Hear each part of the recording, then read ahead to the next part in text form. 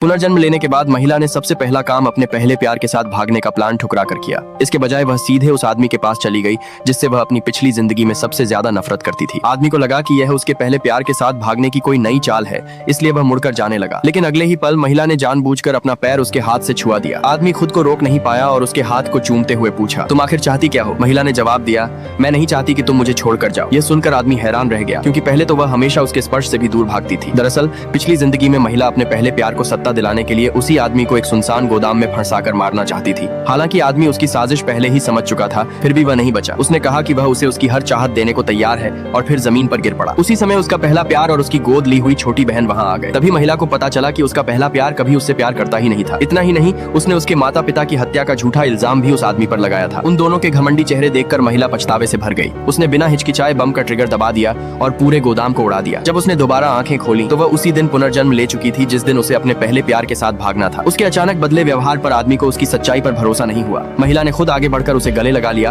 और उससे उसके कमरे में रात बिताने की अनुमति मांगी। धीरे धीरे उसकी हरकतों ने आदमी का दिल पिघला दिया। महिला के सो जाने के बाद उसने एक सगाई की अंगूठी निकाली और उसे प्रपोज करने का फैसला किया। लेकिन तभी उसके सहायक ने आकर बताया कि महिला के पहले प्यार को कंपनी की एक शाखा का सीईओ नियुक्त कर दिया गया है। आदमी को यकीन हो गया कि यह सब महिला ने छिपकर करवाया है। उसने तुरंत अपने सहायक को अंगूठी फेंक देने का आदेश दिया और गुस्से में उसके कमरे की ओर बढ़ गया। वह उसे घर से निकालने ही वाला था कि तभी महिला ने उसका हाथ पकड़कर उसे बिस्तर पर खींच लिया और नींद में बड़बड़ाई, मुझे ठंड लग रही है। उसकी इस मासूम हरकत के सामने आदमी बेबस हो गया और उसे अपने पास सिमटने दिया। अगली सुबह आदमी कमरे से जा चुका था, लेकिन उसके लिए नाश्ता छोड़ गया था। उसी समय उसकी गोद ली हुई बहन कमरे में आई और चिंता जताने का नाटक करते हुए पूछने लगी कि कहीं आदमी ने उसके साथ बुरा व्यवहार तो नहीं किया। महिला तुरंत उठी और उसे जोरदार थप्पड़ मार दिया। उसकी गोद ली हुई बहन गुस्से से जल उठी, लेकिन अपने पहले प्यार के लिए और फायदे हासिल करने की चाह में उसने गुस्सा दबा लिया। फिर उसने पूछा, क्या तुम सच में उस अमीर आदमी से शादी करने वाली हो? उन्हें पता नहीं था कि आदमी दरवाजे के बाहर खड़ा उनकी बातें सुन रहा था। उसे लगा कि दोनों फिर से शादी तोड़कर भागने की योजना बना रही हैं। बाहर उसकी मौजूदगी महसूस करते हुए महिला जानबूझकर ऊंची आवाज में बोली, इतने हैंडसम और अमीर आदमी से शादी न करूं तो मैं पागल हो जाऊंगी। इसके बाद उसने अपनी गोद ली हुई बहन को बिस्तर पर धक्का दिया